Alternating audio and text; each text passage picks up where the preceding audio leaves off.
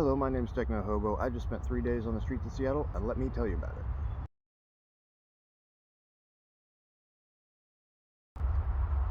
Seattle and I have a very long history. I was born here.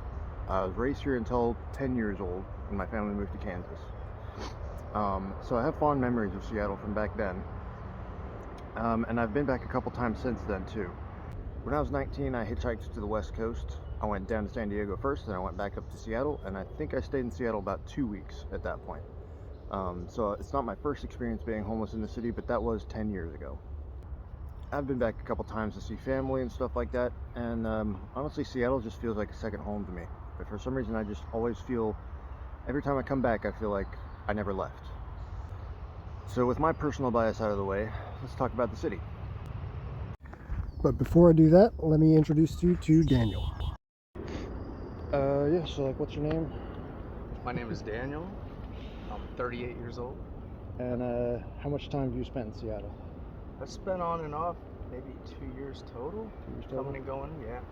Over the course of several years? Yeah, almost a decade now. No? So you know this place pretty well? Yeah, I'm pretty familiar with it. Well, you wouldn't know I was in Seattle unless I showed you the Space Needle, would you? So here it is.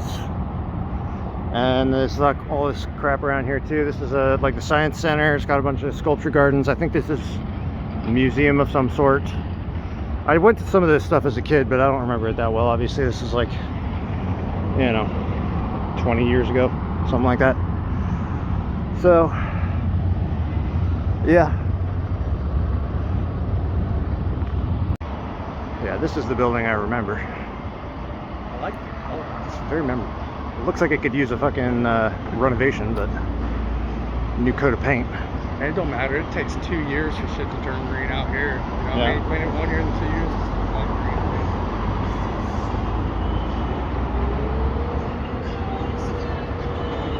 green. So this is, yeah, Museum of Pop Culture. Interesting. Mopops. Never heard of that before. I think this was the Science Center when I was a kid, and then they must have changed it. It had a different name. 3 years ago, it changed to something. I don't remember. It's like the fucking... Doesn't Chicago have a building like this too? Yes, they do. It's like weird shit like that. Yeah. Probably built around the same time, I would imagine. Seattle is home to many things. It's the home of the Space Needle. It's the home of Nirvana. It's the home of Pike Place Market. It's a nice place to visit, and it's a nice place to live. This is Pike Place Market. I've been here many, many times. It's a little touristy, but you can still find some really cool stuff. I mean, there is like a proper farmer's market style thing going on over there. There's lots of little stalls and shops and great restaurants around. If you're in Seattle and you like the tourist stuff, you definitely got to check it out. And for what it's worth, I think it's just a cool little street. Just a cool place to hang out. There is tight security around here. Not a lot of homeless activity, at least at the moment. Don't know if that's always the case. But like with many cities, especially on the West Coast, Seattle right now is in a bit of a homeless crisis. Now, being homeless myself, I can empathize. But I can also empathize with the people of Seattle, not wanting their city to be, you know, run down and crime-ridden. So I've spent the last few days trying to understand what the homeless problem is like in Seattle, what they're doing to fix it, and what I think they could be doing better. Seattle, like many cities right now, is having a fentanyl crisis. A lot of the street drugs that used to be, you know, heroin, meth, crack, cocaine, those are all still around, but fentanyl has overtaken all of them. Fentanyl's like heroin, but way deadlier. So now that fentanyl's taken over one of the main spots as the major drugs on the street, there's been a lot of overdoses. Homeless people in Seattle tend to be corralled into a couple of different areas. What are the worst areas right now? The worst areas in Seattle was the International District, and then third by Pike. Those are pretty much the real hot spots. There's some parts up north that are pretty bad, but it just disperses because they move it all along. They're just moving people around, so it never stays in one spot for too long. On the list of cities by crime rate, Seattle ranks number 20th in the country, which is not great. I personally, while I've been walking around here, haven't seen much crime, but I have been seeing a lot of homeless and a lot of people who are not in the right state of mind.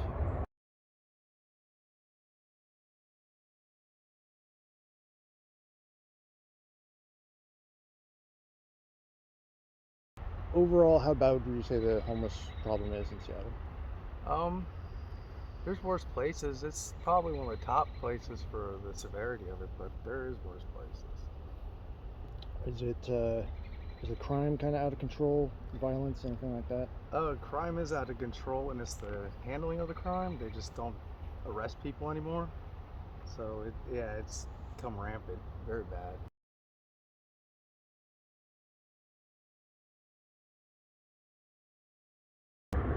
But I think it's important to remember that these are people too, and they choose to be out here for one reason or another.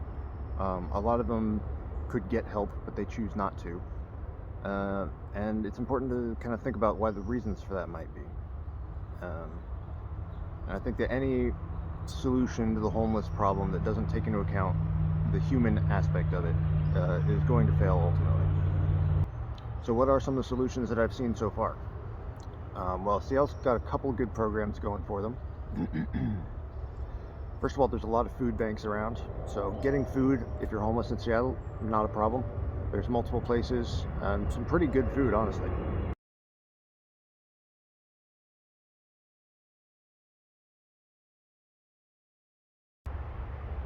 So what kind of free shit do you get as a homeless person around here?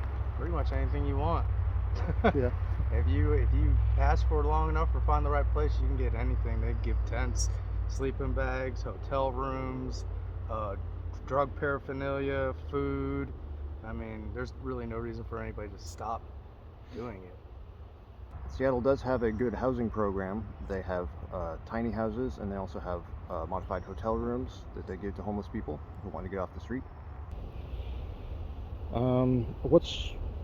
What has Seattle been doing to help with this problem? How well do you think they're doing?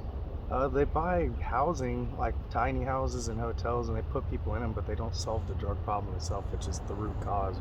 It's pretty much drugs. So the efforts are good, and I understand what they're doing, but they need to do more towards rehabilitation and getting people, fixing the problem that got them to be homeless in the first place, instead of just giving them somewhere to live, because then they just destroy the place. And there's also free washing and drying and showers available for homeless people in Seattle. So there's a lot of actual comforts that Seattle provides to its homeless people. Seattle also has a really good program where homeless people can get a job cleaning the streets, which has actually made the streets really, really nice.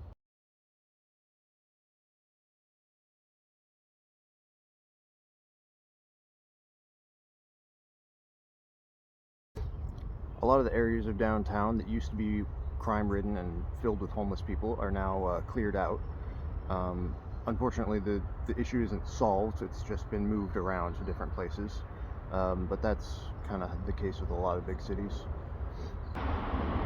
Anti-homeless architecture. I'm sure they used to have people sitting here all day in the shade and pretty close to downtown, and they just decided, fuck them, put spikes up. If you don't know what to do with the homeless people, sometimes the solution that the cities come up with is just to move them around, shuffle them around. Seattle, along with a lot of cities on the West Coast, have taken an approach to policing the homeless, which is very, very relaxed. If you get caught with drugs in Seattle, it doesn't really matter what it is, you're probably getting away with it. There's over a certain amount you'll be charged with dealing. They do go after dealers, but there's just a real leniency on drug use, especially open drug use on the street. You're going to be hard pressed to walk around downtown Seattle for 30 minutes without seeing a couple people smoking fentanyl just openly on the street. I've had people tell me that it's basically hard to get arrested in Seattle. I've heard the same thing about Oregon. I think a lot of the West Coast really, I mean, they were hit hard by the anti-cop stuff a few years ago, which, you know, is a complicated issue. Let's just say, I think with certain things, you need to have some police on the scene. You can't just let people with obvious drug and mental health problems roam the streets completely free of any sort of consequence. You know, that's how you get real bad crime and chaos in the streets, you know. One thing I think the sort of overarching problem with Seattle's approach so far seems to be that they are focusing on getting people off the street, not so much focusing on solving the underlying issues. The issue is there's a drug problem on the streets of Seattle, but nobody wants to tackle that issue. They want to tackle, you know, building tiny homes and taking over hotels to get people off the streets, but they're still not, you know, they're not going to just get clean just because they're not on the street anymore. They're just going to end up back on the street. What needs to happen probably is there needs to be big rehab programs. There for sure needs to be more attention given towards rehabilitating people, getting them clean, at least for a little bit, and then you can give them housing and jobs and things like that. But people who are so, you know, consistent users of certain drugs, they're just not going to be able to reintegrate into society until you get them clean from those drugs. In any city that wants to tackle homelessness, they got to tackle the drug problem first. But Seattle as a whole is still a very good city, and right now is a pretty good time to visit. The downtown's pretty clean and safe. Public transportation in Seattle is amazing. Compared to a lot of the cities that I've been to in America, it's like top notch. So this street by the waterfront here has been recently redone. They had this huge project to dismantle the viaduct that was in this area. So, and that's been in the last like 3-4 years, I think. There used to be a huge highway that was like taking up all this real estate right here, blocking the view, nice and ugly and all that, and causing traffic in downtown, etc. So they've more or less torn the whole thing down at this point, and they redid some of these roads for good measure, and I think probably all for the better. You know, for a city like this, you really don't want that much traffic downtown, and the transit system is actually fantastic in Seattle, the Seattle area. You can get all over the place around the sound through public transportation, so there's no reason to have a huge viaduct here anyway. Buses run on time, they run frequently, they're not so incredibly dirty or filled with insane people. Their light rail system is really cheap and easy to use and effective. There's lots of culture and arts stuff going on in Seattle as well. It's a really, really cool happening city. Everywhere you look, there's like street art and installations and just cool parks. Really interesting people that you meet. And there's a huge immigrant community in Seattle too, which makes for some very interesting cultural exchanges. And if you're coming into Seattle without a home, without a place to stay, Seattle's probably one of the more comfortable places to be homeless. So you'd say it's easy to be homeless in Seattle? Very easy to be homeless in Seattle. They will take care of you for sure. Yeah. Because of what I talked about earlier with all the shelters and food banks and food kitchens, and because of the public transportation allowing you to get outside of the city center to stay away from the worst of the crime-ridden areas, I'd say Seattle gets like an A+ on the hobo scale, which is something I just made up. Seattle is a very progressive city, which can mean different things to different people. To me, I think it's overall a good thing. They're very accepting of all kinds of different people, and they're really just, most people are willing to just let you do whatever you want to do as long as you're not making trouble, as long as you're not going to affect them. People are very accepting. And just general thoughts on the city itself? It's a beautiful city, a great place, and I hope they solve the problem so it'd be more enjoyable, because I think even if they clean it up about 25%, it'd be way more tolerable. Yeah. Way better. I mean, it's a beautiful place, got lots of great things here. So overall, yeah, Seattle's a great city, and it's got its issues, but they are trying to address those issues. Sometimes they succeed, sometimes they fail. Right now, Seattle's in a pretty good place, and I'm very hopeful for their future. Alright, that's where I'm going to leave it for today. So, yeah, that video was fun. I struggled with this one. I tried something new. I tried to do a little bit more of like a video essay style thing, and not sure how well it worked. So hopefully you get something out of it anyway. I'm probably not going to be doing that much more. I'm going to stick to what I'm good at. Next video is going to be more the usual, and hopefully it will involve trains somehow. Alright, so thank you to all the patrons. We'll let them scroll over here, and I'll get to the donations. So I have $35 from Shelby. Thank you for showing us your backpack setup. Very interesting. You're very welcome. Yeah, hopefully that's all probably going to change pretty soon, I'd imagine. A lot of my stuff is starting to get really worn out. I'm going to have to change it out at some point. Brian gave $50 and said, if you're ever in Wichita, hit me up. I'd love to link up and pick your brain. And he gave me his contact information and stuff like that. So there's a good chance I'll be in that area pretty soon. My plan right now is to go down to Roseville and then head east, which will probably take me at least to Denver, and then, you know, from there pretty close to Kansas.